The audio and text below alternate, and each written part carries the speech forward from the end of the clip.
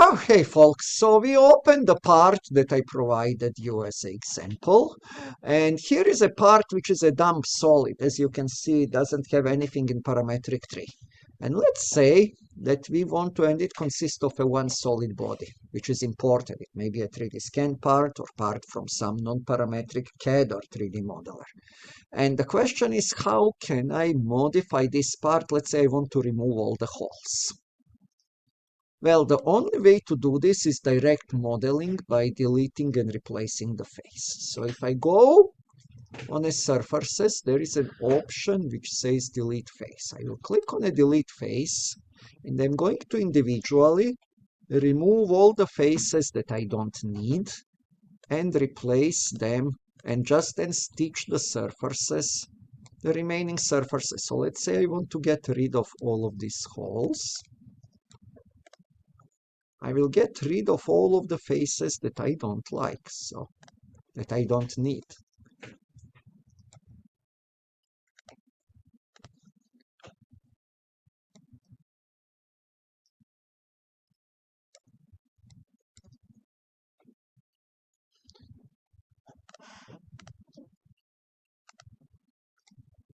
Do I then need these faces here? Absolutely not, because they're just what the mounting was for that hole.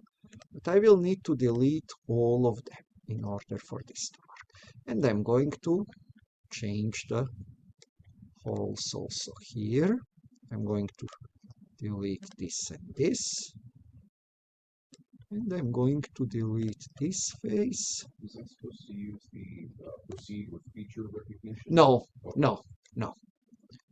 It will actually fail regardless. So we will talk about feature recognition later. Mine went through. Yep. Really? Yeah. Okay, that's fine. So but we don't need it. Here is the demo on the dump solid. Okay, so then when we click OK, we have a couple of options: delete, delete and patch, and delete and fill. So we can try just delete and with faces and replace. If we click on delete and fill, it will delete the face and replace with a single face. Delete and patch will be by extending surrounding faces. So I will try with delete and patch. Show preview. And then I will click OK. Let's see if that will work. And look what magic just happened. Delete face. All the faces are gone. And it looks like I forgot one of the holes. This delete face is now becoming a 3 item. So I can edit it. And all what I want to do, I'm going also to replace this hole. And look what happened. I have removed all of the unwanted features. Way simpler than trying to rebuild some bosses and to fill them up.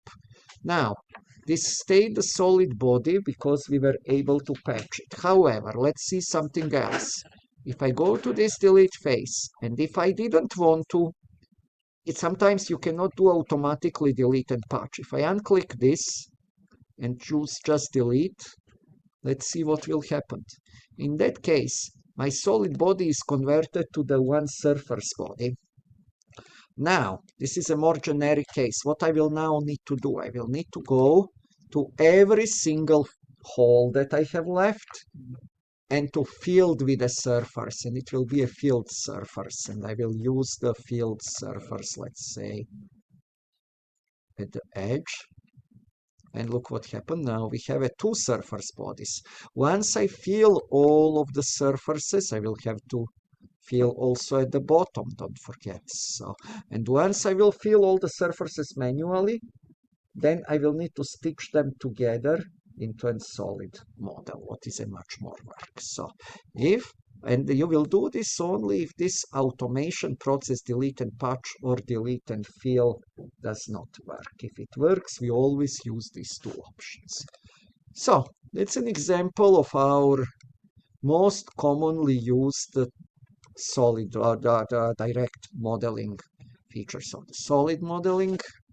And it's very often used, like, for example, in a tool making or in a fixture making, where the company, if you're working, let's say, for a provider, don't want to send you the intelligent solid model. They may just send you a step file because they don't want to expose the secrets how it is done, or to allow you to easily replicate the file. So if you still need to modify that file, direct modeling is a way to go.